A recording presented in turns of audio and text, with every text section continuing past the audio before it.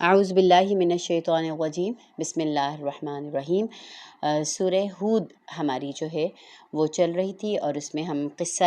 نوح علیہ السلام پر جو ہے ابھی ہم پہنچے تھے اور ابھی ہم نے اس کو مکمل نہیں کیا تھا، اور اس میں بات یہاں پر یہ ہو رہی تھی کہ نوح علیہ السلام کو اللہ سبحانہ و تعالیٰ نے حکم دیا کہ آپ میرے حکم سے جو ہے وہ ایک کشتی بنائیے۔ اور پھر جب ان کے قوم کے لوگوں نے دیکھا کہ نوح علیہ السلام جو ہیں وہ کشتی بنا رہے ہیں تو انہوں نے اس بات کا مذاق بنانا شروع کیا۔ تو نوح علیہ السلام نے اس کے جواب میں کہا کہ تم مذاق اڑا رہے ہو اور تم ہم پر ہنس رہے ہو، ان قریب تمہیں خود معلوم ہو جائے گا کہ کس پر آتا ہے عذاب جو اسے رسوا کر دے گا، اور کس پر ٹوٹتی ہے وہ بلا جو ٹالے نہ ٹلے گی۔ اور یہاں سے پھر آیت نمبر 39 ہماری مکمل ہو کے آیت نمبر 40 سے ہماری بات جو ہے وہ شروع ہوگی، یہاں تک کہ جب ہمارا حکم آ گیا اور تنور ابل پڑا تو ہم نے کہا کہ ہر قسم کے جانوروں کا ایک ایک جوڑا کشتی میں رکھ لو اور اپنے گھر والوں کو بھی لے لو، سوائے ان اشخاص کے جن کی شاندہی پہلے کی جا چکی ہے۔ یعنی اللہ سبحانہ تعالیٰ کہتے ہیں جب ان کی بربادی کا وقت آ گیا تو گویا زمین میں سے ہماری ایک نشانی تھی کہ زمین میں سے پانی جو ہے وہ ابلے گا، اور زمین سے پانی نکلا، اور پھر انتظامات اللہ سبحانہ تعالیٰ نے، یعنی اللہ کا ارادہ زمین کی بربادی کا نہ تھا بلکہ اللہ سبحانہ تعالیٰ کا ارادہ زمین کی صفائی کا تھا، ایک ایسا عمل سے گزارنا تھا کہ جس میں صرف اور صرف نیک لوگ باقی رہیں اور برے لوگوں کی ایک بار ساری چھانٹی کر لی جائے۔ تو اللہ تعالیٰ نے جانوروں کا ایک ایک جوڑا تاکہ اس سے ان کی نسل جو ہے وہ آگے چلتی رہے، اور اپنے گھر والے بھی کہا، گھر والوں سے مراد یہ کہ جو آپ کے دین پر ہیں لوگ، اور پھر کہا کہ کچھ ایسے لوگ بھی تھے کہ جو پیچھے رہ جانے والے تھے، تو کہا کہ ان کے سوا باقی سب کو سوار کرا دو، اور یہ تھوڑے ہی لوگ جو تھے جو نوح علیہ السلام کے ساتھ ایمان لائے تھے، یعنی تقریباً 950 سال کی محنتوں کے بعد ایک مٹھی بھر لوگ جو ہیں وہ نوح علیہ السلام کے ساتھ ایمان لائے، اور نوح علیہ السلام نے کہا سوار ہو جاؤ اس میں، اللہ ہی کے نام سے اس کا چلنا اور اس کا ٹھہرنا بھی، اور بے شک میرا رب غفور الرحیم ہے۔ وقال ارکبوا بسم اللہ مجرہا و مرساہا، ٹھیک ہے، یہ جو بسم اللہ مجرہا و مرساہا ہے یہ دعا جو ہے کشتی کی ہے اور بحری سفر کی، یہ دعا ہے کہ اللہ کے نام کے ساتھ اس میں سوار ہو جاؤ۔ اور کشتی لیے جا رہی تھی ان کو، اور ایک ایک موج پہاڑ کی طرح اٹھ رہی تھی، اتنی اونچی اونچی جو ہیں موجیں بلند ہو رہی تھیں، اور نوح علیہ السلام کا بیٹا دور کھڑا تھا۔ نوح علیہ السلام نے اس کو پکارا، کہا بیٹا ہمارے ساتھ سوار ہو جاؤ، کافروں کے ساتھ مت رہو۔ اس نے پلٹ کر جواب دیا، میں ابھی ایک پہاڑ پہ چڑھا جاتا ہوں جو مجھے پانی سے بچا لے گا۔ یہ نوح علیہ السلام کا وہ بیٹا تھا جو ابھی تک جو ہے آپ کی دعوت کے اوپر ایمان نہ لے کر آیا تھا۔ تو نوح علیہ السلام نے اس کو ایک کوشش کے طور پر اس کو کہا کہ آ جاؤ اسی کشتی کے اندر تمہیں نجات ہے، لیکن اس نے مادی اسباب پر بھروسہ کیا اور اس نے کہا کہ یہ جتنا بھی پانی ہو، پہاڑ اتنا بلند ہے، میں وہاں اس پہاڑ کے اوپر چڑھ جاؤں گا اور یقیناً میری بچت جو ہے ہو جائے گی۔ موسیٰ علیہ السلام اللہ کی طرف سے اس بات سے بہت باخبر تھے کہ آج بچانے والی کوئی چیز نہیں، تو لہٰذا انہوں نے یہی کہا کہ سوائے اس کے کہ اللہ ہی کسی پر رحم فرمائے۔ اتنے میں ایک موج دونوں کے درمیان حائل ہو گئی اور وہ ڈوبنے والوں میں شامل ہو گیا۔ استغفر اللہ۔ یعنی ایک آخری پکار جو باپ کی تھی، ایک ہدایت کی طرف، ایک ایمان کی طرف، اور ایک اس کی زندگی کی حفاظت کی طرف، اس نے ان میں سے جب کسی چیز کی بھی قدر نہ کی تو اللہ تعالیٰ ناقدر لوگوں کو بہت زیادہ پھر مہلت نہیں دیا کرتا۔ اور وہ جو 80 لوگ تھے آلموسٹ جو نوح علیہ السلام پر ایمان لائے تھے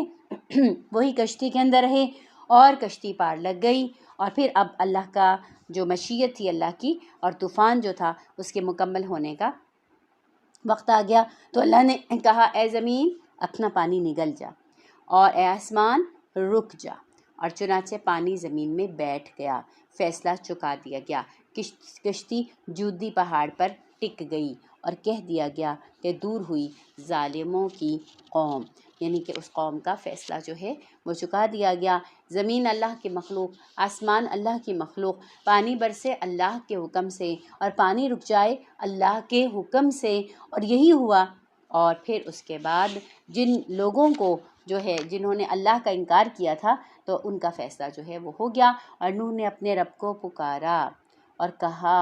اے میرے رب، میرا بیٹا میرے اہل و عیال میں سے ہیں اور تیرا وعدہ سچا ہے، تو سب حاکموں سے بڑھ کر بہتر حاکم ہے۔ یہ نوح علیہ السلام کی ایک بے بسی ہمیں محسوس ہو رہی ہے۔ انبیاء علیہ السلام بھی بشر ہوتے ہیں، ان کو بھی وہی تکلیف ہو رہی ہے جیسے کہ کسی بھی باپ کو اس کی بے شک نالائق، بے شک نا اہل اولاد ہو، لیکن جب وہ اس کے سامنے بربادی کے راستے پر جائے گی تو یقیناً باپ کو تکلیف ہوگی، اور باپ بھی وہ کہ جو اللہ کے مقرب ترین لوگوں میں سے ایک ہو، باپ بھی وہ کہ جو خود ایک پرسکون جگہ پر جو ہے بیٹھا ہوا ہو، اس کے ایسی جائے پناہ میں کہ جس کے علاوہ کوئی جائے پناہ کسی کو میسر نہ ہو۔ تو ڈیفینیٹلی نوح علیہ السلام نے پکارنا تھا اور اپنے رب سے کہا، اللہ وہ میرا بیٹا، وہ میرے اہل و عیال میں سے، اور آپ نے کہا تھا کہ بٹھا لو اپنے گھر والوں کو، اور اس کے بعد انہوں نے اور کوئی بات نہیں کی، بس انہوں نے کہا وَأَنْتَ أَحْكَمُ الْحَاكِمِينَ، اللہ تو سب حاکموں سے بہتر حاکم ہے۔ جواب میں ارشاد ہوا، اے نوح علیہ السلام وہ تیرے گھر والوں میں سے نہیں ہے، إِنَّهُ عَمَلٌ غَيْرُ صَالِحٍ، دراصل اس کے اعمال بگڑے ہوئے ہیں، تو لہٰذا آپ مجھ سے درخواست نہ کرنا اس کی جس بات کی حقیقت کو آپ نہیں جانتے۔ میں نصیحت کرتا ہوں کہ اپنے آپ کو جاہلوں کی طرح مت بنا لے، یعنی کہ بیٹا اگر بگڑا ہوا ہے تو پھر آپ کو نہیں جو ہے وہ زیب دیتا کہ آپ اس کی سفارش جو ہیں وہ میرے ساتھ کریں۔ تو نوح علیہ السلام نے فوراً عرض کیا، رب انی اعوذ بک ان اسألک ما لیس لی بہ علم، اے اللہ میں تیری پناہ مانگوں تجھ سے وہ جس کا علم نہیں مجھے، اگر تو نے معاف نہ کیا اور رحم نہ کیا تو میں برباد ہو جاؤں گا۔ دیکھیے اب تک جتنے بھی انبیاء علیہ السلام کا ہم نے تذکرہ پڑھا ہے، خواہ یونس علیہ السلام کی بات ہوئی ہو، خواہ آدم علیہ السلام کی بات ہوئی ہو، اور اب نوح علیہ السلام کا بھی، ان کے بھی یہی الفاظ ہیں کہ جیسے ہی ان کی کسی کوتاہی پر، کسی مس انڈرسٹینڈنگ پر، کسی چیز پر ان کو متنبہ کیا گیا تو انہوں نے فوراً معافی جو ہے اللہ سے طلب کی اور کہا اللہ آپ معاف نہ کریں، اگر آپ نہ رحم کریں تو ہم ضرور خسارہ پانے والوں میں سے ہو جائیں گے۔ لہٰذا انہوں نے اپنی بات سے رجوع کر لیا۔ اب ہم نے حکم دیا اتر جائیے اے نوح، ہماری طرف سے سلامتی اور برکتیں ہیں تجھ پر اور ان گروہوں پر جو تیرے ساتھ ہیں، اور کچھ ایسے گروہ بھی ہیں جن کو ہم کچھ مدت سامان زندگی بخشیں گے، پھر انہیں ہماری طرف سے دردناک عذاب پہنچے گا۔ اللہ کو تو پتہ تھا یہ زمین جس کی ایک دفعہ جو ہے وہ صفائی کر دی گئی ہے، اس کے باوجود جو شرری لوگ ہیں جن میں شر کا مادہ موجود ہے، وہ شیطان کی بات پر لبیک کہتے ہوئے دوبارہ سے برائیوں کی طرف جو ہیں وہ لپکیں گے۔ لہٰذا ابھی تو بچ گئے، لیکن پھر حالات ایسے آئیں گے، پھر کچھ مدت گزرے گی تو پھر یہ لوگ جو ہیں یہ نافرمانی کریں گے تو اللہ کا عذاب جو ہے وہ ان کو پہنچ کر رہے گا۔ سو اے محمد صلی اللہ علیہ وسلم، یہ ہیں غیب کی خبریں جو ہم آپ کی طرف وحی کر رہے ہیں۔ اس سے پہلے آپ تو ان کو نہ جانتے تھے اور نہ آپ کی قوم کو کچھ معلوم تھا۔ صبر کیجئے، انجام کار متقیوں ہی کے حق میں ہے۔ اور عاد کی طرف ہم نے بھیجا ان کے بھائی ہود علیہ السلام کو، اور انہوں نے کہا اے برادران قوم، اللہ کی بندگی کرو، تمہارا اس کے سوا کوئی معبود نہیں، تم نے تو محض جھوٹ گھڑ رکھے ہیں، یعنی جن کی تم پرستش کر رہے ہو، نہ طاقت نہ اختیار، خواہ معبود تم نے بنا رکھے ہیں۔ اے برادران قوم، میں اس پہ کوئی مزدوری نہیں مانگتا، میرا اجر تو اس کے ذمے ہے جس نے مجھے پیدا کیا، تم عقل سے کام ہی نہیں لیتے۔ قرآن دعوت دے رہا ہے عقل استعمال کرنے پر کہ ذرا اپنے تخلیق کے اوپر جو ہے وہ غور کر لو، ذرا کائنات کے نظام کے اوپر جو ہے وہ غور کر لو، تو کیا کوئی چیز خود سے خود بن گئی؟ کیا یہ نظام جو ہے، یہ بے جان مورتیاں جو ہیں وہ لے کر چل رہے ہیں؟ تو لہٰذا اللہ تعالیٰ خود سوچ و بچار کے لیے دعوت جو ہیں وہ دے رہے ہیں، اور کہا اے میری قوم کے لوگوں، معافی مانگو اپنے رب سے، پھر اس کی طرف پلٹو۔ اب یہ ایک ایسا نسخہ آ رہا ہے کہ جو آفات ارض و سماوات کو دور کرنے کا باعث ہے، اور قوموں کی خوشحالی کا ایک ایسا نسخہ ہے کہ جس میں شبہ کیا ہی نہیں جا سکتا اس سے کہ یہ نسخہ تو آسمانی معجزاتی کتاب، آخری کتاب کے اندر اللہ سبحانہ و تعالیٰ نے خود لکھ دیا کہ اے میری قوم تم پلٹ آؤ اللہ کی طرف، تو پھر وہ کیا کرے گا؟ آسمان کے دھانے کھول دے گا اور پھر تمہاری موجودہ قوت پر مزید قوت کا اضافہ بھی جو ہے وہ کرے گا، اور مجرموں کی طرح منہ مت پھیرو۔ انہوں نے جواب دیا اے ہود علیہ السلام، تو آپ تو ہمارے پاس کوئی سری گواہی لے کر جو ہے وہ نہیں آئے ہیں، اور آپ کے کہنے سے کیوں چھوڑیں ہم اپنے معبودوں کو اور نہیں لاتے ہم آپ پر ایمان؟ ہم تو یہ سمجھتے ہیں کہ تیرے اوپر ہمارے معبودوں میں سے کسی کی مار پڑ گئی ہے۔ کہتے ہیں ہمیں لگتا ہے ان کے قوم کے لوگ بولیں کہ کسی دیوی دیوتا کی شان میں آپ نے کچھ گستاخی کر دی، اور جس کی وجہ سے اب آپ ان کی جو ہے وہ مار کا جو ہے وہ شکار جو ہیں وہ ہو گئے ہیں، اور بہکی بہکی باتیں جو ہیں اب وہ آپ کر رہے ہیں۔ تو اور یہ دیکھیں کہ عالم آپ کا یہ ہے کہ کل وہ بستی اور وہ علاقہ اور وہ لوگ کہ جہاں پر آپ کی ہر جگہ پر ایک آپ کی عزت تھی، اور اب ہم دیکھتے ہیں کہ ہر طرف سے لوگ جو ہیں نا وہ آپ کو برا بھلا جو ہے وہ کہنا شروع ہو گئے۔ تو ہمیں تو لگتا ہے کہ آپ پر ہمارے کسی معبودوں میں سے کسی کی ناراضگی کا جو ہے نا وہ عذاب جو ہے وہ آپ کے پڑ چکا ہے۔ ہود علیہ السلام نے کہا میں تو اللہ کی شہادت پیش کرتا ہوں کہ تم مجھے جو ہے وہ اپنے معبودوں سے ڈرا رہے ہو، میں تو اللہ کی شہادت پیش کرتا ہوں اور تم کو گواہ بناتا ہوں کہ یہ جو اللہ کے سوا دوسروں کو تم نے خدائی میں شریک کیا ہے، میں اس سے بیزار ہوں۔ یعنی تم اگر میرے خدا کو ماننے پر تیار نہیں تو جس راستے پر شرک کے تم چلے ہو میں بھی اس سے بیزار ہوں۔ تم سب کے سب مل کر میرے خلاف کرنی میں کوئی کسر نہ اٹھا رکھو اور مجھے ذرا مہلت نہ دو۔ میرا بھروسہ اللہ پر ہے جو میرا رب بھی ہے اور تمہارا رب بھی، کوئی جاندار ایسا نہیں جس کی چوٹی اس کے ہاتھ میں نہ ہو۔ کتنی بڑی سے بڑی مخلوق ہو، چاہے پہاڑ ہو، ٹھیک ہے، چاہے ہوا ہو، چاہے سمندر ہو، چاہے آسمان ہو، چاہے پورا نظام شمسی ہو، اللہ سبحانہ و تعالیٰ کی ہاتھ میں اس کی چوٹی ہے، یعنی کہ اس کا کنٹرول اللہ سبحانہ و تعالیٰ کے ہاتھ میں ہے، اور بے شک میرا رب سیدھی راہ پر ہے۔ اور اگر تم میں منہ پھیرتے ہو پھیر لو، جو پیغام میں تمہیں دے کر بھیجا گیا ہوں وہ میں پہنچا چکا۔ اے میرے رب، اب میرا رب تمہاری جگہ کوئی اور قوم اٹھائے گا اور تم اس کا کچھ نہیں بگاڑ سکو گے۔ کہا کہ بس ایسا لگتا ہے کہ تمہارے دن ہو گئے ہیں پورے، کیونکہ تمہیں بتایا گیا، سمجھایا گیا، ہدایت کے رستے پر لایا گیا، لیکن تم جب ماننے پہ تیار نہیں ہو رہے تو معلوم ہوتا ہے کہ اللہ تعالیٰ تم لوگوں کو ریپلیس کریں گے، اور ریپلیس کر کے کسی اور قوم کو لائیں گے اور تم اس کا کچھ نہ بگاڑ سکو گے۔ بے شک میرا رب ہر چیز پر نگراں ہے۔ پھر جب ہمارا حکم آ گیا تو ہم نے اپنی رحمت سے ہود علیہ السلام کو اور ان لوگوں کو جو ان کے ساتھ ایمان لائے تھے نجات دے دی اور ایک سخت عذاب سے انہیں بچا لیا۔ یہ ہے عاد، اپنے رب کی آیتوں سے انہوں نے انکار کیا اور رسولوں کی بات نہ مانی اور ہر جبار دشمن حق کی پیروی کرتے رہے، آخر اس دنیا میں بھی ان پر پھٹکار پڑی اور قیامت کے روز بھی۔ سنو، عاد نے اپنے رب سے کفر کیا، سنو دور پھینک دیے گئے عاد، ہود علیہ السلام کی قوم کے لوگ۔ آپ کو یاد ہے میں نے جب یہ سورہ مبارکہ شروع ہوئی تھی تو آپ کو ایک بات بتائی تھی کہ اس سورہ مبارکہ کے اثر سے رسول اللہ صلی اللہ علیہ وآلہ وصحبہ وسلم کے جسم مبارک پر جو ہے بڑھاپے کے آثار آ گئے۔ آپ صلی اللہ علیہ وسلم کے بال جو ہیں وہ سفید ہو گئے، تو پوچھا گیا کہ یہ کیوں کر؟ تو فرمایا کہ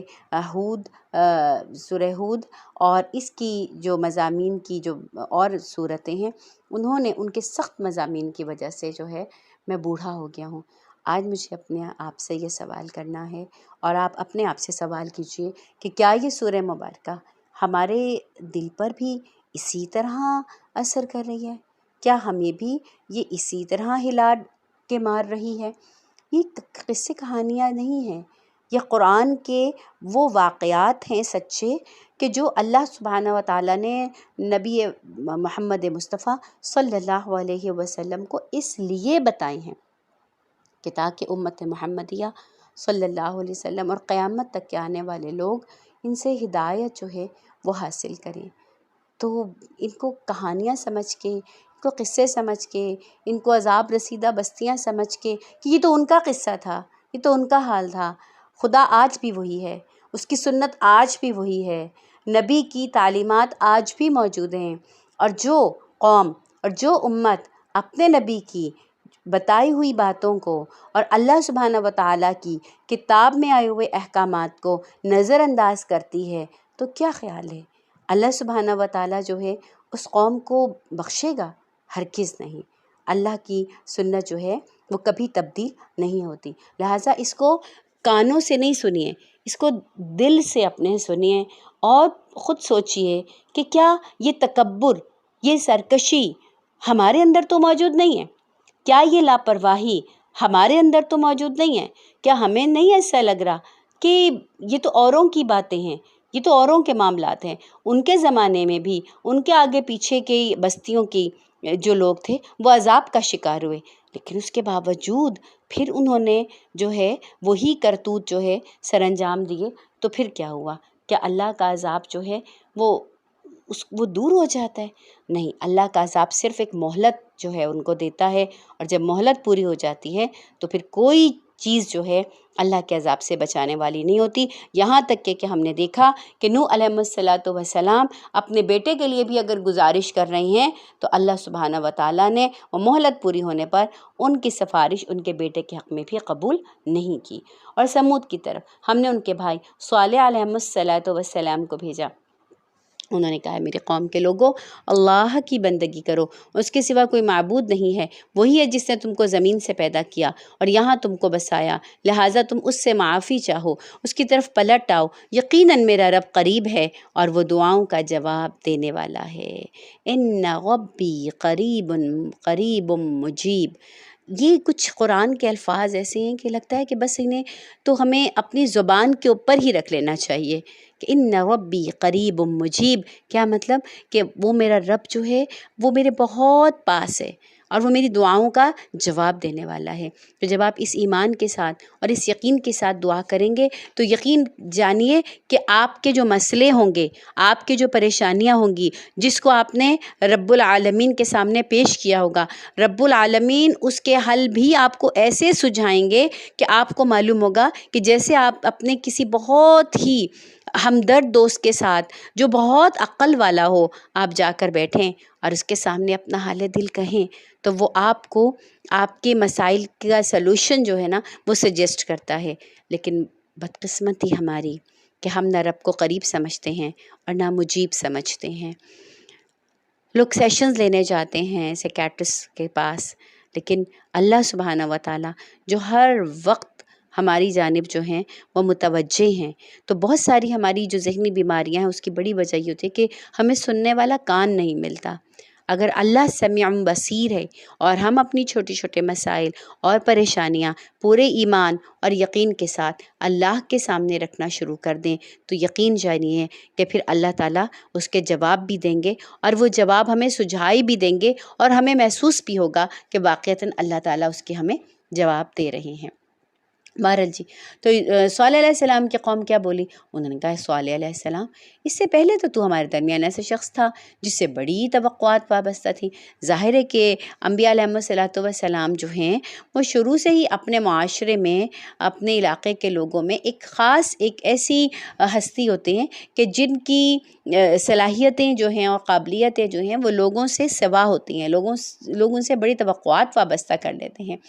تو کہا کہ ہم تو سوچتے تھے کہ تو ہمارے بستی کا نام، ہمارے علاقے کا نام، ہمارے قوم کا نام بلند کرے گا، لیکن کیا کرتا ہے تو ہمیں معبودوں کی پرستش سے روکنا چاہتا ہے، وہ معبود جن کی پرستش ہمارے باپ دادا کرتے تھے، اور تو جس طریقے کی طرف ہمیں دعوت دیتا ہے ہمیں تو اس کے بارے میں سخت شبہ ہے، اور اس نے تو ہمیں شدید قسم کے جو ہے نا کنفیوژن میں ڈال دیا ہے۔ صالح علیہ السلام بولے اے برادران قوم، تم نے غور نہیں کیا کہ اگر میں اپنے رب کی طرف سے ایک صاف شہادت رکھتا تھا، پھر اس نے اپنی رحمت سے بھی مجھے نواز دیا، پھر اس کے بعد اللہ کی پکڑ سے مجھے کون بچائے گا اگر میں اس کی نافرمانی کروں؟ کیا تم میرے کسی کام آ سکتے ہو سوائے اس کے کہ مجھے تم اور زیادہ خسارے میں ڈال دو؟ اور اے میری قوم کے لوگوں، دیکھو یہ اونٹنی تو اللہ کی طرف سے تمہارے لیے نشانی ہے، اسے زمین میں خدا کی چرنے کے لیے آزاد چھوڑ دو، اسے بالکل بھی اس کو ہاتھ نہیں لگانا، اور ورنہ کچھ دیر نہ گزرے گی کہ تم پر خدا کا عذاب جو ہے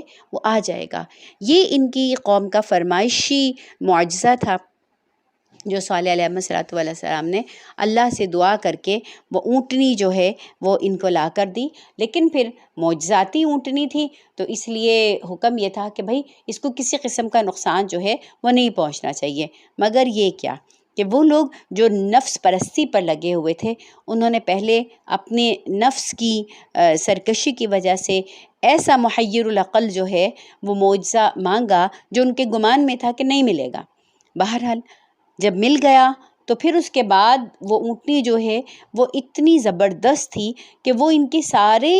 جانور جو تھے ان کے برابر پانی پی جاتی تھی، تو ان کی آنکھوں میں وہ کھٹکنے لگی۔ پھر یہ طے پایا کہ ایک دن اونٹنی کے پانی پینے کا اور ایک دن جو ہے ان کے جانوروں کے پینے کا، اب ان سے یہ بھی تکلیف نہ برداشت ہو، تو لہٰذا وہ لوگ آپس میں بیٹھے، انہوں نے مشورہ کیا اور فائنلی انہوں نے کیا ڈیسائیڈ کیا کہ اونٹنی کو مار ڈالو۔ جب اونٹنی کو مار ڈالا تو صالح علیہ السلام نے ان کو ڈرایا، دیکھو 3 دن رہ لو گھر میں اپنے اور بس لو، یہ ایک ایسی مدت ہے کہ جو جھوٹی ثابت نہ ہوگی۔ آخر جب فیصلے کا وقت آ گیا تو ہم نے اپنی رحمت سے صالح علیہ السلام اور ان لوگوں کو جو ان کے ساتھ ایمان لائے تھے بچا لیا اور اس دن کی رسوائی سے ان کو محفوظ رکھا۔ اور پھر وہ لوگ بے شک تیرا رب ہی طاقتور ہے اور بالادست ہے، رہے وہ لوگ جنہوں نے ظلم کیا تھا، ایک سخت دھماکے نے ان کو آن لیا اور وہ اپنی بستیوں میں اس طرح بے حس و حرکت پڑے رہ گئے گویا وہ کبھی وہاں بسے ہی نہ تھے۔ سنو، سمود نے اپنے رب سے کفر کیا، سنو، دور پھینک دیے گئے سمود۔ اللہ پورا قصہ سناتے ہیں اور پورا قصہ سنانے کے بعد ایک دفعہ یہ جو الفاظ جو ہے نا اللہ تعالیٰ کے کہ سنو، الا بعود لسمود، الا ان سمود کفروا ربہم، یہ جو الا کے ساتھ الفاظ آتے ہیں یہ گویا ایسے لگتا ہے کہ یہ آج کے دور اور بلکہ قیامت تک کے آنے والے لوگوں کے لیے ایک ان کو جھنجھوڑنے کی کیفیت ہے کہ سمجھ رہے ہو، کیا سمجھ میں آ رہا ہے، کیا سن رہے ہو، کیا کچھ اس سے نصیحت حاصل کر رہے ہو۔ اور پھر اگلا قصہ ابراہیم علیہ السلام کا، دیکھو ابراہیم علیہ السلام کے پاس ہمارے فرشتے خوشخبری لیے ہوئے آن پہنچے، بولے سلام ہو تم پر۔ ابراہیم علیہ السلام نے جواب دیا آپ پر بھی سلام ہو۔ پھر کچھ دیر نہ گزری کہ ابراہیم علیہ السلام ایک بھنا ہوا بچڑا ان کی ضیافت کے لیے لے آئے، مگر جب دیکھا کہ ان کے ہاتھ تو کھانے کی طرف بڑھ ہی نہیں رہے تو وہ ایک دم سے مشتبہ ہوئے اور دل میں ان سے خوف محسوس کرنے لگے۔ تو انہوں نے کہا ڈرو نہیں، ہم تو لوط علیہ السلام کی قوم کی طرف بھیجے گئے ہیں۔ اس زمانے میں ایک علاقہ تھا، وہاں پہ ابراہیم علیہ السلام کام کر رہے تھے، ایک اور جگہ تھی جہاں ان کے بھتیجے لوط علیہ السلام کام کر رہے تھے۔ اب لوط علیہ السلام کی بستی جو ہے اس کو جب ٹھکانے لگانے کا فیصلہ ہوا تو فرشتے یہ حکم جب لے کر آئے تو پہلے انہوں نے قیام کیا ابراہیم علیہ السلام پر، اور ابراہیم علیہ السلام کی جو میزبانی ہے وہ تو بہت ہی مشہور تھی، وہ تو بہت زیادہ مہمان نواز تھے۔ وہ فوراً جو ان کے گھر میں میسر تھا بھنا ہوا بچڑا وہ لے آئے، لیکن وہ تو فرشتے تھے، وہ تو بھوک کے محتاج نہیں ہیں، وہ تو کھانے کی ضرورت نہیں رکھتے۔ تو اس زمانے میں دستور یہ ہوتا تھا کہ اگر کوئی کسی کے گھر برے ارادے سے آتا تھا تو وہ اس کے گھر کا نمک نہیں کھاتا تھا یا اس کی جو ہے وہ ضیافت کو دعوت کو وہ قبول نہیں کرتا تھا۔ تو جب انہوں نے ان کی دعوت کو قبول نہیں کیا تو ابراہیم علیہ السلام کو دل میں خوف آیا کہ کہیں ایسا تو نہیں کہ یہ کسی بری نیت سے میرے پاس جو ہیں وہ آئے ہوں۔ لیکن جب فرشتوں نے ظاہر کیا، اب دیکھیں جب تک فرشتے ظاہر نہیں کر رہے ابراہیم علیہ السلام کو نہیں پتہ چل رہا کہ یہ فرشتے ہیں یا انسان ظاہر ہے، انسانی شکل میں آئے تھے۔ تو پھر انہوں نے جب ظاہر کیا انہوں نے کہا ڈریے نہیں، ہم تو لوط علیہ السلام کی قوم کی طرف بھیجے گئے ہیں۔ اب ابراہیم علیہ السلام کی بیوی بھی کہیں کھڑی ہوئی تھی، وہ یہ سن کر ہنستی، اور پھر ہم نے ان کو اسحاق علیہ السلام کی، اسحاق کے بعد یعقوب علیہ السلام کی خوشخبری دی۔ اب جب یہ خوشخبری جو ہے انہوں نے سنی ان کی بیوی نے، تو انسان کی ایک عجیب معاملہ ہے کہ جب وہ کسی چیز کی خواہش کر رہا ہوتا ہے اس کے دل کے اندر ہوتی ہے، اس وقت وہ اسباب سے بے نیاز ہو کر جو ہے وہ دعا کر رہا ہوتا ہے، لیکن جب اس کو کہہ دیا جائے کہ اب تمہیں یہ چیز ملے گی تو وہ یک دم حیرت و استعجاب سے وہ ایک دم بولتا ہے ہیں کیسے؟ تو بالکل ایسے ہی ابراہیم علیہ السلام کی بیوی بولی یا ویلتا اَأَلِدُ وَأَنَا عَجُوزٌ وَهَذَا بَعْلِي شَيْخًا، کیسے ہوگی؟ ہائے ہائے میرے اولاد ہوگی کیسے؟ میں بڑھیا پھوس ہو گئی، میرے میاں بھی بوڑھے ہو گئے، بڑی اچھی بات ہے۔ فرشتوں نے کہا اتعجبین من امر اللہ،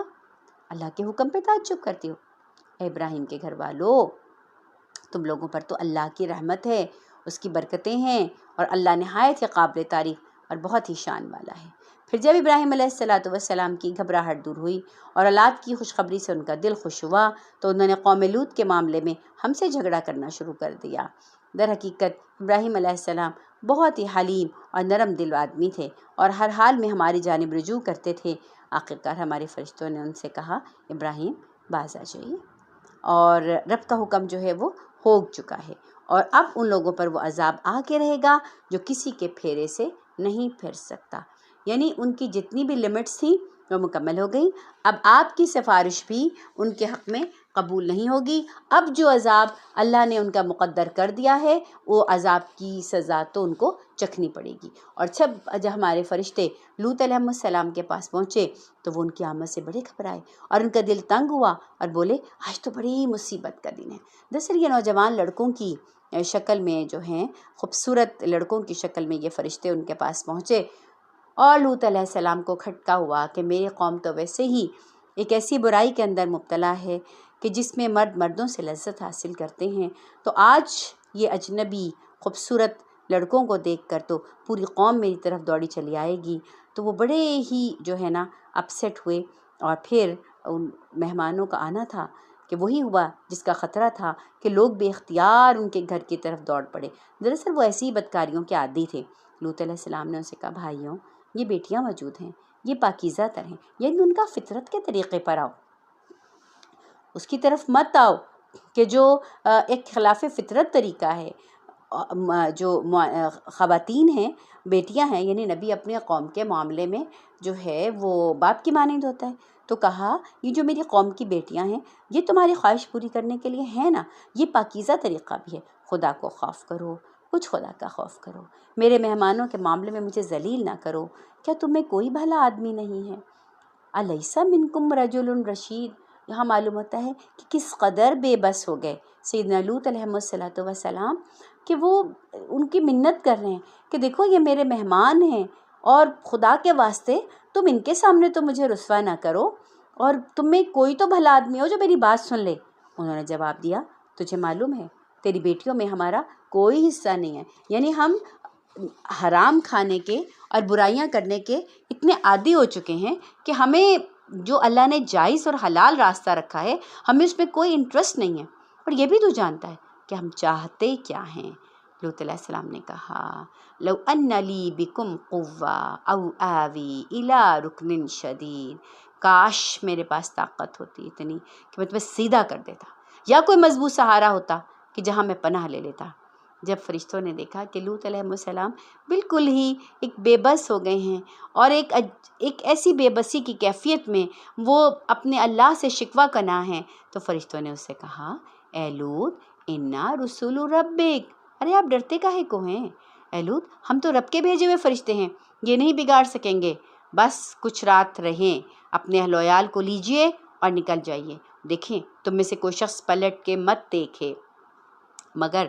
تیری بیوی تیرے ساتھ نہیں جائے گی۔ کیوں بھائی؟ اس لیے کہ وہ اس پر وہی ہونا ہے جو ان لوگوں پر گزرنا ہے، وہی اس کا مقدر ہے۔ دراصل وہ جس عقیدے پر تھی یا وہ جس عمل پر تھی وہ ہرگز وہ نہیں تھا جو لوط علیہ السلام کا تھا۔ اس کا عقیدہ، اس کا عمل وہی تھا کہ جو اس قوم کے بدکار لوگوں کا تھا۔ ان کی تباہی کے لیے صبح کا وقت مقرر ہے، اور صبح ہونے میں اب دیر ہی کتنی ہے۔ اللہ اکبر۔ لوط علیہ السلام کی یہ سن کے کیا کیفیت ہوئی ہوگی؟ ایک جانب تو اس بات کی خوشی کہ یہ فرشتے جو ہیں یہ فرشتے ہیں، یہ وہ لوگ نہیں ہیں کہ جن کی حفاظت کے لیے جو ہے میں انتہائی پریشان ہو رہا ہوں۔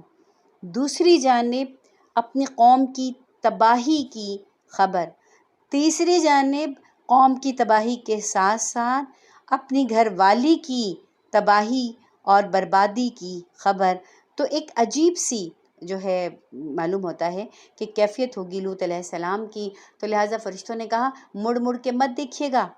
جب یہ تباہی ہوگی تو ایسا نہ ہو کہ اس تباہی کے تماشے کو دیکھتے ہوئے کسی کو تاخیر ہو جائے، اور یہ نہ ہو کہ پھر وہ بھی اس تباہی کا شکار ہو جائے۔ اور پھر جب فیصلے کا وقت آیا ہم نے بستی کو تل پٹ کر دیا،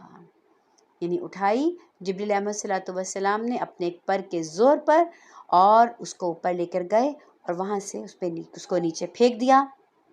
ایک تو تل پٹ کیا، پھر پکی ہوئی مٹی کے پتھر تابڑ توڑ ان پہ برسائے، جن میں سے ہر پتھر تیرے رب کے ہاں نشان زدہ تھا، یعنی وہ لوگ جن کے اوپر وہ پتھر برسنا تھا ان کے نام کے ساتھ وہ پتھر موجود تھا، اور ظالموں سے یہ سزا کچھ دور نہیں ہے۔ اور یہ جو عذاب رسیدہ بستی ہے جو لوط علیہ السلام کی تھی، اس کے متعلق آتا ہے کہ آج بھی بحر لوط کے جنوب اور مشرق کے علاقے میں یہ جو آتش فشانی جو مٹی ہے اور آتش فشاں جو مادہ ہے اس کے پھٹنے کے اثرات جو ہیں آج بھی اس زمین میں موجود ہیں۔ اور پھر اس کے بعد اگلا قصہ شعیب علیہ السلام کا، جو مدین والے ہیں، اور انہوں نے کہا اے میری قوم کو لوگ، اللہ کی بندگی کرو، اس کے سوا کوئی معبود نہیں ہے، ناپ تول میں کمی نہ کیا کرو، آج میں تم کو اچھے حال میں دیکھتا ہوں، مگر ڈر ہے کہ کل ایسا دن نہ آ جائے جس کا عذاب تم سب کو گھیر لے گا۔ اور اے برادران قوم، ٹھیک ٹھیک انصاف کے ساتھ پورا ناپو اور پورا تولو، اور لوگوں کو ان کی چیز میں گھاٹا کر کے نہ دیا کرو، زمین میں فساد نہ پھیلاؤ، اللہ کی دی ہوئی بچت ہی تمہارے لیے بہتر ہے اگر تم مومن ہو۔ اور بہرحال میں تمہارے اوپر کوئی نگران کار نہیں ہوں گا، میرا کام تو تمہیں صرف وصیت کرنا ہے اور نصیحت کرنا ہے، اور تمہیں جو ہے پوائنٹ آؤٹ کرنا ہے کہ تم میں یہ خرابی جو ہے وہ پائی جاتی ہے۔ بولے اے شعیب علیہ السلام، کیا تمہاری نماز تمہیں یہی سکھاتی ہے کہ ہم ان سارے معبودوں کی پرستش کو چھوڑ دیں جن کی پرستش ہمارے باپ دادا کرتے تھے، یا یہ کہ ہم کو اپنے مال میں اپنے منشا کے مطابق خود ہی تصرف کرنے کا بھی اختیار نہ ہو؟ تو بڑا عالی ظرف، اور تو ہی بس ایک عالی ظرف اور راست باز آدمی رہ گیا ہے۔ یہی انداز ہوتا ہے نا جب کوئی شریف آدمی جو ہے کسی کو تنبیہ کرے، کسی کو نصیحت کرے، تو سب سے پہلے ان کی آنکھوں میں کیا چپتا ہے؟ ان کی آنکھوں میں اس کی نماز چپتی ہے، اس کی شرافت جو ہے وہ چپتی ہے، اور پھر اس کا یہ بات چپتی ہے کہ تم ہمیں ان طریقوں سے ہٹانے پہ کیوں تلے ہوئے ہو جن طریقوں پہ ہمارے آباء و اجداد تلے ہوئے ہیں۔ پھر ان کو یہ بات چپتی ہے ہمارا مال، ہماری تجارت، ہمارے اصول اور ہماری مرضی ہے نا۔ تو یہ جو میری مرضی والی بات ہے یہ کم از کم مومن کے لیے نہیں ہے، ٹھیک ہے۔ ہم ہیں مسلم کا مطلب ہوتا ہے فرما بردار۔ بات فائدے کی ہے میرے یا نقصان کی ہے؟ بظاہر مجھے لگ رہا ہے نا کہ میرا اس میں نقصان ہے، لیکن دراصل وہ بات میرے ہی فائدے کی ہوگی، اور مسلم کا کام کیا ہے کہ جب وہ سنے تو بس وہ فرما برداری اختیار کرے۔ شعیب علیہ السلام نے کہا بھائیو تم سوچو، اگر میں اپنے رب کی طرف سے ایک کھلی شہادت پر تھا اور اس نے مجھ کو اچھا رزق عطا کیا، اور اس کے بعد میں تمہاری گمراہیوں اور حرام خوریوں میں تمہارا شریک حال کیسے ہو سکتا ہوں؟ کہ جب میرے پاس ہدایت ہے تو میں اپنے آپ کو اندھیروں میں بھٹکنے کے لیے کاہے کو میں چھوڑ سکتا ہوں؟ میں ہرگز نہیں چاہتا کہ جن باتوں سے میں تم کو روکتا ہوں میں خود ان کا ارتکاب کروں۔ تم مجھے اسی چیز کی طرف کہاں دعوت دیتے ہو؟ میں تو تمہاری اصلاح کرنا چاہتا ہوں جہاں تک میرا بس چلے۔ ان اريد الا الاصلاح ما استطعت۔ یہی ذمہ داری ہم میں سے ہر ایک کی ہے کہ سب سے پہلے اپنی اصلاح کریں، پھر اصلاح کرنے کے بعد جن لوگوں میں اللہ کی احکامات کی خلاف ورزی پائی جاتی ہے ان کی اصلاح کی فکر کریں، مستطاعت، جہاں تک ہماری استطاعت ہے، وما توفیقی الا باللہ۔ اور جو کچھ میں کرنا چاہتا ہوں اس کا انحصار تو اللہ کی توفیق پر ہے، یعنی یہ ہمیں بھی اس پر کوئی گھمنڈ اور غرور جو ہے وہ نہیں ہونا چاہیے۔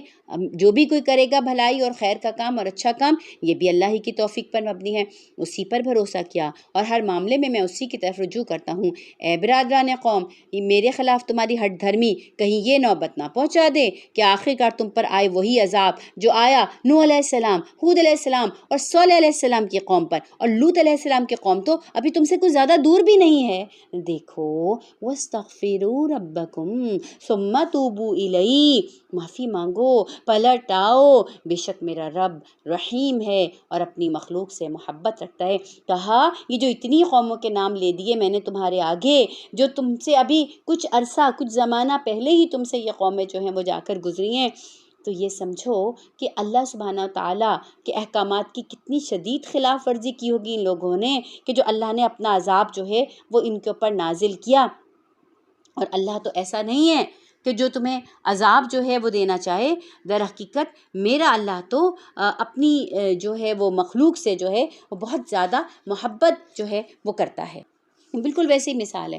جس میں ایک حدیث مبارکہ جو ہے اس کا مفہوم ہے کہ ایک جنگی قیدی کے طور پر ایک عورت جو ہے وہ آئی، اس کا شیرخوار بچہ اس سے چھوٹ گیا اور وہ ممتا کی ماری جس بچے کو پاتی اسے چھاتی سے چمٹاتی، اس کو پیار کرتی، اس کو دودھ پلانے لگتی۔ تو رسول اللہ صلی اللہ علیہ وسلم نے جب اس کی بے تابی اور بے قراری دیکھی تو صحابہ سے پوچھا کیا تم توقع رکھتے ہو کہ یہ ماں اپنے بچے کو اپنے ہاتھوں سے آگ میں پھینکے گی؟ صحابہ نے کہا یا رسول اللہ صلی اللہ علیہ وسلم ایسا ممکن کیسے ہے؟ پھینکنا تو درکنار، وہ تو اگر یہ خود بھی گرنا چاہے گا نا تو وہ بچا لینے میں کوئی کسر نہ چھوڑے گی۔ تو فرمایا رسول اللہ صلی اللہ علیہ وسلم نے اللہ کا رحم اپنے بندوں پر اس سے بھی بہت زیادہ ہے جیسا کہ یہ عورت اپنے بچے کے لیے رکھتی ہے۔ اور اسی لیے خود رسول اللہ صلی اللہ علیہ وسلم نے اپنی بھی مثال دی کہ میری اور تمہاری مثال کیسے ہے؟ ایسے ہے کہ جیسے آگ جلائی اور پروانوں کی طرح جو ہے نا وہ لوگ جو ہیں وہ دوڑتے چلے جا رہے ہیں، روشنی کو دیکھ کے، لائم لائٹ کو دیکھ کے، چمک دمک کو دیکھ کے لوگ دوڑے چلے جا رہے ہیں اور ان کو نہیں پتہ کہ دراصل وہ آگ جو ہے وہ آگ کا ایک گڑھا ہے، وہ جو چمک دمک ہے اس میں ان کی موت ہے، اس میں ان کی ہلاکت و بربادی ہے۔ اور میری مثال کیا ہے کہ میں تمہیں کمر سے پکڑ پکڑ کے جو ہے وہ کھینچ رہا ہوں۔ یعنی جب کوئی بندہ بھاگ رہا ہوتا ہے، جا رہا ہوتا ہے تو اس کی کمر میں بازو ڈال کے جب اس کو گھسیٹا جاتا ہے تو اس کے اوپر پورا کنٹرول آ جاتا ہے۔ تو کہا میں تو تمہاری کمر میں ہاتھ ڈال ڈال کے تمہیں اس بھڑکتی ہوئی اور دہکتی ہوئی آگ کے کنارے سے تمہیں کھینچ کھینچ کر جو ہے وہ لا رہا ہوں۔ تو نہ اللہ چاہتا ہے، نہ اللہ کے پیغمبر چاہتے ہیں کہ کوئی بھی بندہ جو ہے عذاب الہی کا شکار ہو۔ دراصل انسان خود ہی چاہتا ہے۔ اسی لیے جہاں کہیں نافرمانی کا ذکر آیا تو ہر جگہ پر یہی بات آئی کہ تم اپنے نفس پر ظلم نہ کرو۔ کوئی بندہ اللہ پر ظلم نہیں کرتا، جب وہ نافرمانی کرتا ہے تو اللہ کی بادشاہت میں سے اس کے اختیار میں سے کوئی ایک ذرہ بھی وہ چھین نہیں سکتا۔ تو اور نہ جب وہ تابعدار ہو جائے تو اللہ کے اقتدار اور اللہ کی کبریائی اور بڑائی میں ایک ذرے کا بھی وہ اضافہ کر سکتا ہے۔ جو بھلا ہے اس کا اپنا، جو نقصان ہے اس کا اپنا۔ انہوں نے جواب دیا اے شعیب علیہ السلام تیری بہت سی باتیں تمہاری سمجھ میں ہی نہیں آتی، ہم دیکھتے ہیں کہ تو ہمارا جوان ایک بالکل ہلکا پھلکا آدمی ہے، مطلب تیرے پاس کوئی اختیار نہیں ہے، تیری برادری نہ ہوتی تو ہم تجھے کبھی کا سنسار کر چکے تھے، ہم نہیں دیکھتے تیرا اتنا بلبوتا کہ تو ہم پر بھاری ہو۔ یعنی صاف ہی انکار کر دیا اور کہنے لگے کون سی تم میں ایسی فضیلت حاصل ہے ہم میں سے؟ صرف ہمیں تمہاری برادری کا تھوڑا بہت ڈر ہے، کیونکہ قبائلی سسٹم تھا تو ان کا قبیلہ کوئی ہوگا زبردست، اور ویسے بھی اللہ کا قاعدہ ہے کہ انبیاء علیہم السلام جو ہیں ہمیشہ بہترین نسلوں میں اور بہترین خاندانوں میں جو ہیں وہ پیدا کیے جاتے ہیں۔ تو شعیب علیہ السلام بولے اچھا بھائیو، کیا میری برادری تم پر اللہ سے زیادہ بھاری ہے کہ تم نے برادری کا تو خوف کیا اور اللہ کو پسے پش ڈال دیا؟ جان لو جو تم کرتے ہو وہ اللہ کی گرفت سے باہر نہیں۔ اے میری قوم کے لوگوں، تم اپنے طریقے پر کام کیے جاؤ اور میں اپنے طریقے پہ کرتا رہوں گا، جلد ہی معلوم ہو جائے گا کس پر آتا ہے ذلت کا عذاب، کون ہے جھوٹا، تم بھی منتظر اور میں بھی تمہارے ساتھ منتظر ہوں۔ کہا بس سب جتنا سمجھانا تھا سمجھا چکا، اب تو بس مہلت پوری ہونے کا وقت ہے۔ مین وائل اگر تمہیں کوئی ہدایت ملتی ہے تو ماشاءاللہ، اور اگر نہیں ملتی تو بس ٹھیک ہے، تم بھی انتظار کرو اور میں بھی۔ آخرکار جب ہمارے فیصلے کا وقت آ گیا تو ہم نے اپنی رحمت سے شعیب علیہ السلام اور ان کے ساتھی مومنوں کو تو بچا لیا، جنہوں نے ظلم کیا تھا ان کو ایک سخت دھماکے نے ایسا پکڑا کہ وہ اپنی بستیوں میں بے حس و حرکت پڑے کے پڑے رہ گئے۔ گویا ایک زلزلہ آیا اور اس زلزلے نے اس بستی کو ایسے کر دیا کہ گویا وہ کبھی نہ رہے تھے نہ وہ کہیں بسے تھے۔ اور پھر اللہ سبحانہ تعالیٰ نے وہی ہانک پکار کے بولے کہ الا بعدا لمدین، سنو مدین والے بھی دور پھینک دیے گئے جس طرح سمود کی قوم پھینکی گئی تھی، اور موسیٰ علیہ السلام کو ہم نے نشانیوں اور کھلی کھلی سند ماموریت کے ساتھ فرعون اور اس کے سلطنت کے لوگوں کی طرف بھیجا، مگر انہوں نے تو فرعون کے حکم کی پیروی کی، حالانکہ فرعون کا حکم درست راستے پہ نہ تھا۔ قیامت کے روز وہ اپنی قوم کے آگے آگے ہوگا، ظاہر ہے وہ قوم کا پیشوا تھا۔ جس طرح امتی اپنے نبی کی رہنمائی میں جو ہیں وہ میدان حشر میں جو ہیں وہ پیش ہوں گے، تو بالکل اسی طرح جس گناہ میں جو ہے جس کی پیروی کی ہوگی، جس کا وہ پیروکار ہوگا، جس کا وہ فالوور ہوگا، تو وہ اس کا لیڈر جو ہے وہ اس کے آگے ہوگا اور وہ ان کی پیشوائی کرتے ہوئے انہیں دوزخ کی طرف لے کے جائے گا۔ کیسی بدتر جائے پناہ ہے اور جس پر یہ کوئی پہنچے، اور ان لوگوں پر پڑی دنیا میں لعنت، اور قیامت کے روز بھی پڑے گی ان پر لعنت، کیسا برا صلہ ہے یہ جو کسی کو ملے۔ اور یہ چند بستیوں کی سرگزشت جو ہم آپ کو سنا رہے ہیں۔ اب خطاب ہو رہا ہے محمد الرسول اللہ صلی اللہ علیہ وسلم سے۔ ان میں سے بعض ابھی بھی موجود ہیں اور بعض کی فصل کٹ چکی ہے، یعنی بعض اپنے انجام تک پہنچ چکے، ان کے نام و نشان بھی مٹ چکے۔ ہم نے تھوڑی ظلم کیا ان کے اوپر، انہوں نے تو خود ہی ظلم کیا اپنے اوپر۔ تو جب اللہ کا حکم آ گیا تو ان کے وہ معبود جنہیں وہ اللہ کو چھوڑ کر پکارا کرتے تھے، ان کے کسی کام نہ آئے، اور انہوں نے ہلاکت و بربادی کے سوا انہیں کچھ بھی نہ دیا۔ اور تیرا رب جب کسی ظالم بستی کو پکڑتا ہے تو پھر اس کی پکڑ فی الواقع ایسے ہی ہوتی ہے، اور اس کی پکڑ بہت ہی سخت اور دردناک ہوتی ہے۔ حقیقت یہ ہے، اس میں ایک نشانی ہے ہر اس شخص کے لیے جو عذاب آخرت کا خوف کرے۔ انہیں اللہ نے بتایا تھا نا کہ عذاب آخرت سے پہلے دنیا میں بھی اللہ تعالیٰ چھوٹے چھوٹے عذاب جو ہیں ان کے مزے چکھاتے ہیں، اور عبرت کے سامان ہیں یہ سب واقعات اور یہ ساری قومیں اور سب ان کے حالات۔ کہا کہ ان میں سے بہت ساری بستیاں جو ہیں موجود ہیں، ان کے سمود کے محلات جو ہیں وہ موجود ہیں، جو لوط علیہ السلام کی عذاب رسیدہ بستی تھی وہ موجود ہے، صالح علیہ السلام کی بستی تھی، وہاں سے صحابہ علیہ السلام جو ہے وہ گزرے۔ تو کہا کہ یہ بستیاں، یہ نشانیاں، یہ سب کچھ، اور جودی پہاڑ پر ٹکنے والی جو کشتی تھی نوح علیہ السلام کی، اس کے متعلق بھی جو ہے آتا ہے کہ شاید وہ ڈسکور ہو گئی ہے، اور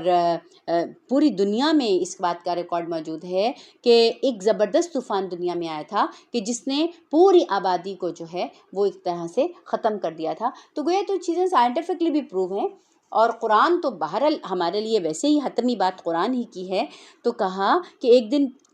وہ ہوگا، یعنی یہ تو دنیا میں انجام ہوا، مگر اب ایک دن اور بھی آنا ہے۔ وہ کون سا دن ہوگا؟ جب سب لوگ جمع ہوں گے، پھر جو کچھ بھی ہوگا اس دن وہ سب کی آنکھوں کے سامنے ہوگا۔ ہم اس کے لانے میں کچھ تاخیر تو نہیں کر رہے ہیں، اللہ تعالیٰ آخرت کے دن سے پہلے دنیا کی یہ چیزیں دکھا کر ہمیں نصیحت کر رہے ہیں۔ بس ایک گنی چنی مدت اس کے لیے مقرر ہے۔ کتنا جی لیں گے؟ 10 20 30 40 50 60 80 100 200 سال؟ اس سے زیادہ کون جی لے گا؟ اور اگر ہم آج اپنے کانٹیکسٹ میں دیکھیں تو 12-13 سال کی عمر تو ویسے ہی ایک جو ہے بلوغت کے بغیر ہوتی ہے، اس کے بعد وہ ٹین ایج ہے، اس کے بعد کتنی دیر کوئی کر لے گا؟ چلیں 13-14 سال کی عمر سے لے کر 50-60 سال کی عمر تک، یعنی 30-40-50 سال وہ اللہ کی نافرمانی کر لے گا۔ پھر تو ہاتھوں میں دم نہیں رہتا، کانوں سے سنائی نہیں دیتا، آنکھوں سے دکھائی نہیں دیتا، پھر تو برائی کرنے کے لیے بھی تو ایک قوت چاہیے ہوتی ہے نا، پھر وہ قوت جسم کے اندر نہیں رہتی، اعضاء میں نہیں رہتی، بلکہ حقیقت کیا ہے کہ نافرمان اور گناہ گار بندے کی تو جسمانی قوتیں بھی بڑی جلدی زائل ہو جاتی ہیں، ایز ٹو کمپیئر کوئی متقی انسان ہے اس کی جسمانی قوتیں بھی بڑی دیر تک بحال جو ہیں وہ رہتی ہیں۔ تو کتنی دیر تم جو ہے نافرمانی جو ہے وہ کر لو گے؟ تو کہا گنی چنی ہی تو مدت ہے، پھر جب وہ پوری ہو جائے گی تو کسی کو بات کرنے کی مجال نہ ہوگی، الا یہ کہ خدا کی اجازت سے ہی کچھ عرض کرے۔ اور جب یہ گنی چنی مدت بھی ہماری پوری ہو جائے گی پھر کیا ہوگا؟ ہماری قیامت اس دن ہوگی جس دن ہماری موت آ گئی، اس سے کیا اعمال نامہ تو بند ہو گیا، اب تو اعمال کرنے کے لیے کوئی گنجائش باقی نہیں ہے۔ کوئی قبر میں ہم تھوڑی اب کہہ رہے ہوں گے کہ اللہ تعالیٰ اب تھوڑی سی اپرچونٹی ہمیں دے دیں، اب ہمیں عقل آ گئی ہے تو اب ہم تھوڑی استغفار کر لیں، اب ہم کوئی توبہ کر لیں۔ نہیں، ایک ایک وہ لمحہ جو ہم نے زندگی میں ضائع کیا ہوگا، نافرمانی اور سرکشی میں گزارا ہوگا، اس کے لیے انسان جو ہے وہ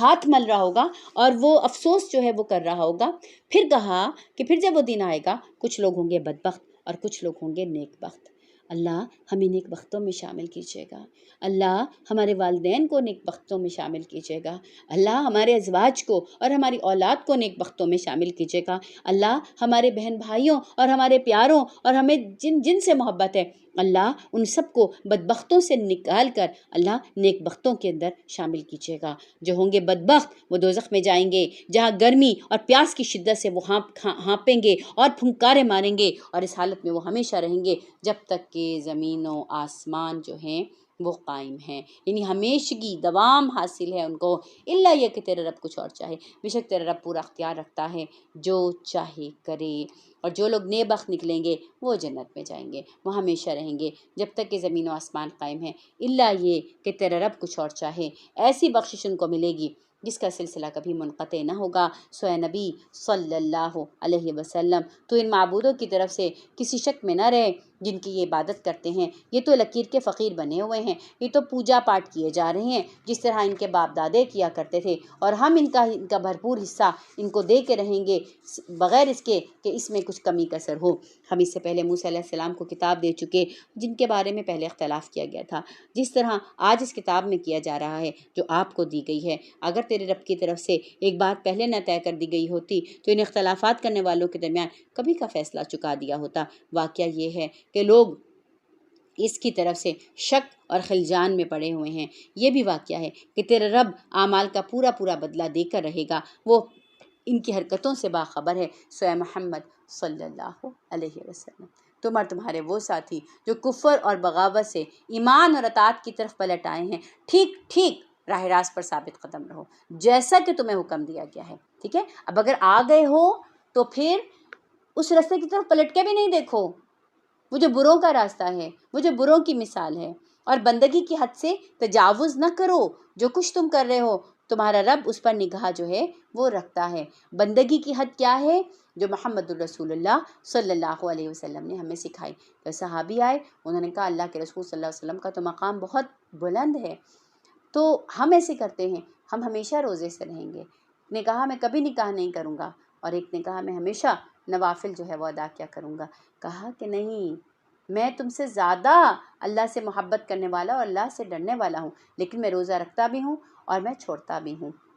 یعنی جو نوافل روزے ہیں سارا سال تو نہیں، رمضان کے روزے فرض ہیں، ظاہر اس میں چھوڑنے کی گنجائش نہیں ہے، اور میں شادیاں بھی کرتا ہوں، گھر بساتا ہوں، اور اپنی بیویوں کو جو ہے ان کو بھی وقت دیتا ہوں، اور میں رات کو سوتا بھی ہوں اور میں رات کو قیام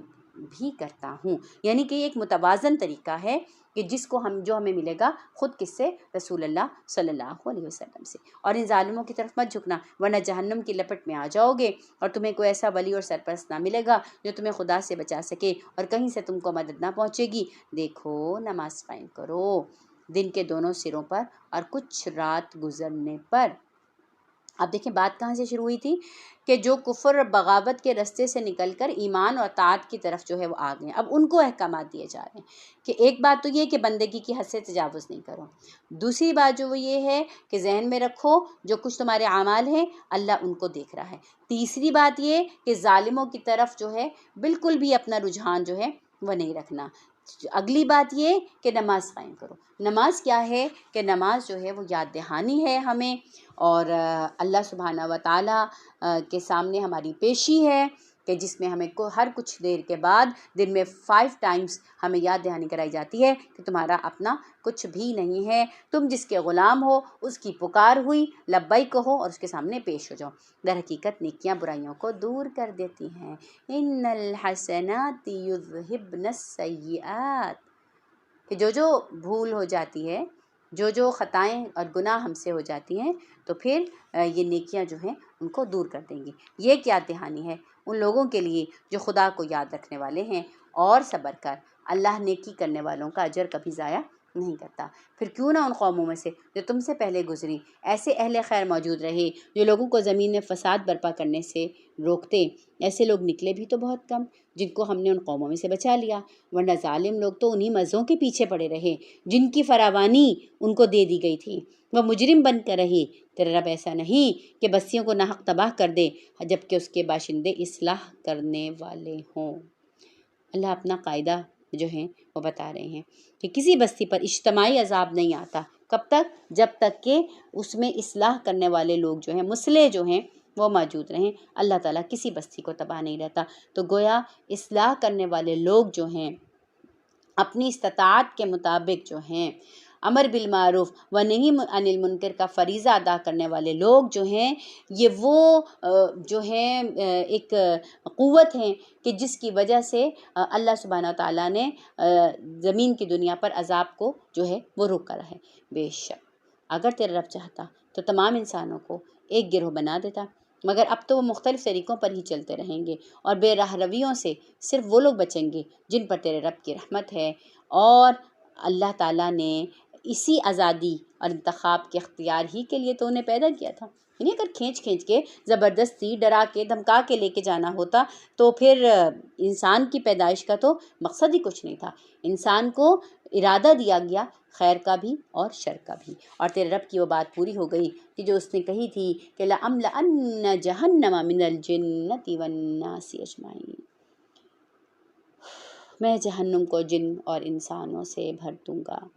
اور اے محمد صلی اللہ علیہ وسلم، پیغمبروں کے قصے جو ہم آپ کو سناتے ہیں یہ وہ چیزیں ہیں جن کے ذریعے سے ہم تمہارے دل کو مضبوط کرتے ہیں، اور ان کے اندر تم کو حقیقت کا علم ملا، اور ایمان لانے والے کو نصیحت اور بیداری نصیب ہوئی۔ یعنی آپ کے دل کو کیسے مضبوط کرتے ہیں کہ پہلے بھی جتنے بھی انبیاء تھے وہ سب اپنی امت کی، اپنی قوموں کے خیر خواہ تھے، لیکن کیسے تکذیب کی گئی، کیسے ان کے ساتھ جو ہے زبان درازی کی گئی، کیسے جو ہے ان کو کہا گیا کہ لائیے عذاب لائیں اور ہمیں دکھائیں۔ تو یہ ساری باتیں ہم نے آپ سے اس لیے بتائیں کہ آپ کو معلوم ہو کہ یہ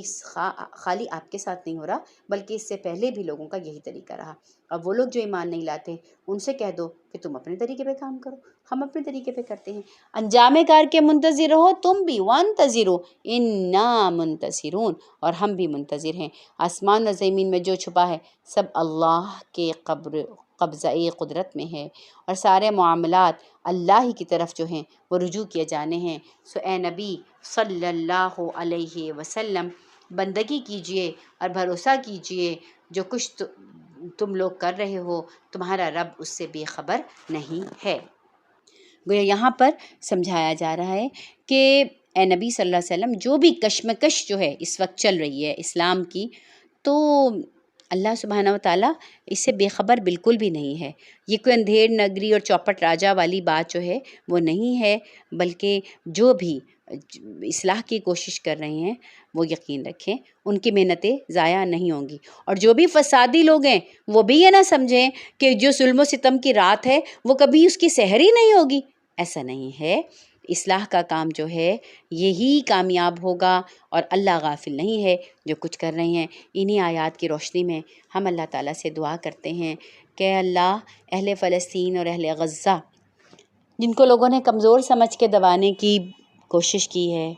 اور وہ تمام لوگ کہ جن کے پاس طاقت ہے، اختیار ہے اور اقتدار ہے، اور ان اختیار کی کنجیاں وہ سمجھتے ہیں کہ شاید انہی کے پاس ہے، حالانکہ وہ تو ایک چھوٹا سا اقتدار اور اختیار ہے جو تو نے دنیا کی زندگی میں ان کو دیا ہوا ہے، اور اس کے بلبوتے پر وہ معصوم بچوں کو وہاں پر مارتے ہیں، وہ تیرے نام لیواؤں کو اور تیرے کلمہ گو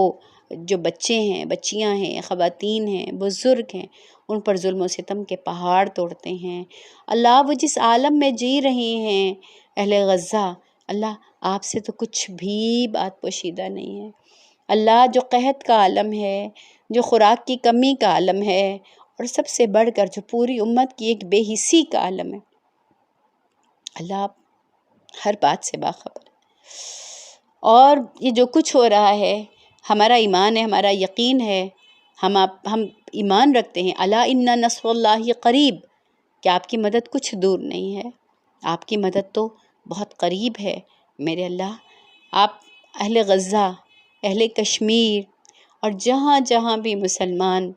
اس وقت پس رہے ہیں، ظلم کی چکیوں کے اندر پس رہے ہیں، اور ایسے تمام لوگ یا اللہ کہ جن کو بغیر کسی جرم کے، بغیر کسی چیز کے، صرف اس لیے کہ وہ آپ کے وفادار تھے، وہ آپ کے دین کے وفادار تھے، ان کو کال کوٹھریوں میں بند کیا ہوا ہے، جن کو مسنگ پرسنز بنایا ہوا ہے، اور ڈاکٹر عافیہ صدیقی یا اللہ امت کی وہ بیٹی یا اللہ جس کے سر سے ردا کھینچ لی پوری امت نے مل کر، اے میرے مالک اور میرے اللہ، ہم ان تمام مظلومین کی مظلومیت کا شکوہ آپ سے کرتے، اور اللہ ہم آپ سے دعا کرتے ہیں کہ میرے اللہ آپ ان مظلوموں کو بلا شبہ آخرت میں تو آپ ان کا درجہ بہترین کریں گے، اللہ دنیا میں بھی ان کو ایسے اعلیٰ مقام سے نوازیے، ان کو اس فتح مبین سے نوازیے کہ تمام نافرمانوں کی اور سرکش لوگوں کی آنکھیں کھل جائیں۔ اور ہر وہ انسان جس نے جانتے بوجھتے ان کے ساتھ کیے گئے ظلم میں اپنا حصہ ڈالا ہے، اللہ اس کو بھی عبرت کا نشان بنا دیجیے۔ اور اے میرے مالک اور میرے اللہ، یہ دنیا یہ آپ کی بنائی ہوئی ہے، اور یہ انتظام